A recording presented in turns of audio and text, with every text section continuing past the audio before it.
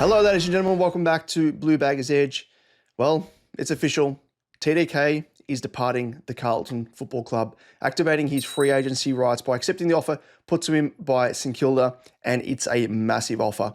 It's an average of $1.7 million per year for each of the 8 years. And believe it or not, the Saints had actually upped on their initial offer of 7 years to 8 years in order to secure his signature.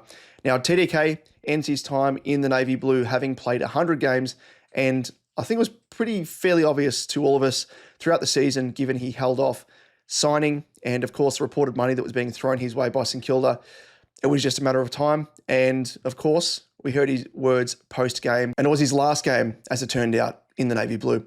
Life-changing money, and he's now set himself up financially for life. And I honestly, even as a die-hard fan, cannot blame him, as, that's just ridiculous money that I think will sway even the most loyal player.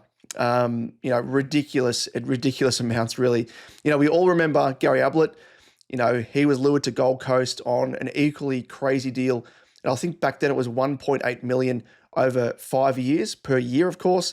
Now, at that time, it was unprecedented, but totally understandable given the absolute superstar quality of Gaza. But, not to besmirch TDK in any way, but I think it's fair to say that he is nowhere near the quality of Gaza, and the Saints are indeed paying overs, which is why TDK gets my blessing. We've got to really remember an AFL career is more fleeting than ever, and I've spoken about this in the past, especially with concussion, which has, prematurely ended so many careers in recent times. Most notably Paddy McCartan, who was at St Kilda. Obviously, he spent some time at the Swans. Nathan Murphy from Collingwood, and probably the more notable Angus Brayshaw. It really is an issue that is cropping up more often in AFL. That's just the nature of it. The amount of research that's been done to concussion and the long-term implications. Heck, we even had a first-year draftee in Aidan O'Driscoll have to retire just 6 months after being drafted due to sustaining a significant head injury. So things can change very, very quickly. In the past, it was, ACL injuries and stuff. We all know about Kuda, obviously, how much that sort of curtailed his career. But, concussion is a different beast, it's on a different level, I think. And I think players kind of need to be mindful of that more than ever.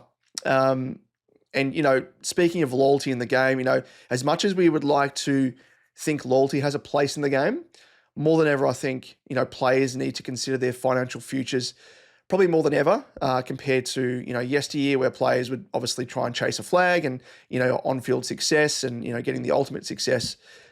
But, players can have their careers taken away ever so swiftly. And like I said, on that ridiculous money the Saints are paying, it's just a Godfather offer that was too good to refuse, as they say.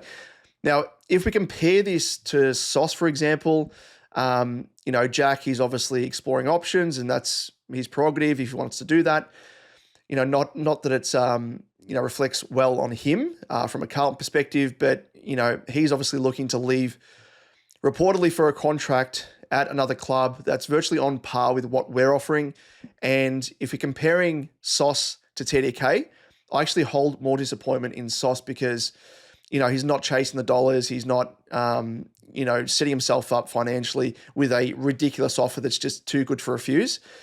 Terms are reportedly very, very similar, give or take maybe an extra year or there, depending on offers. But, I think there's no real reason for Sauce to leave. And I think in that case, their loyalty probably should weigh and have a bigger weighting, a bigger factor amongst all of that. So we'll wait and see what happens with Jack, but it looks as though he's out the door as well. But we will obviously cross that bridge when we get to it.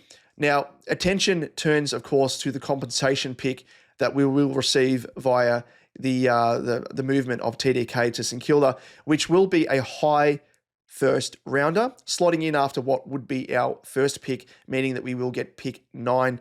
As for what we do with it, well, that's an interesting conundrum. Do we try and, potentially split it for 2 first rounders, knowing that someone in all likelihood will make a bid on Harry Dean, dissolving one of those picks in a matched bid, and then that'll leave us with, the other first round to use on, some fresh talent?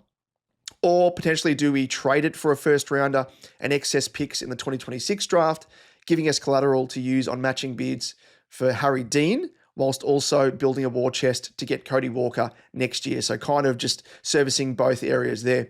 Let us know your thoughts down below on the situation. How do you feel about it all? TDK leaving. If you're in his shoes, would you do the same? And what are your early thoughts on what we may do with pick 9? Do we split it? Do we keep hold of it, knowing that it may be dissolved if someone makes a bid on Harry Dean? Do we look to next year and try and secure Cody Walker in a more, better position heading into that draft? We'll catch you in the comments. Until next time, go Baggers.